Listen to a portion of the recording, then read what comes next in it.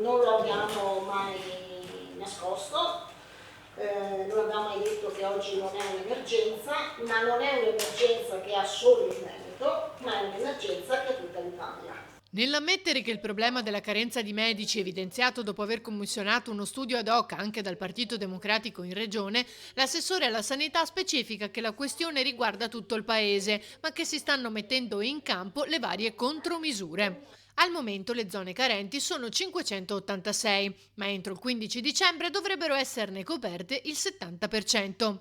Cosa si intende però per zone carenti? La zona carente è una zona dove prima c'era un medico di base che poteva avere 1500 assistiti, perché ogni medico sceglie quanti assistiti avere, che è cessato e oggi non è ricoperta da un altro medico in questo momento. Questo non significa che i pazienti non abbiano assistenza sanitaria. Un nuovo medico può essere temporaneo, può essere provvisorio, può essere il sostituto, o la nuova soluzione è che qualche medico supera i 1500 fino a 1800 assistiti.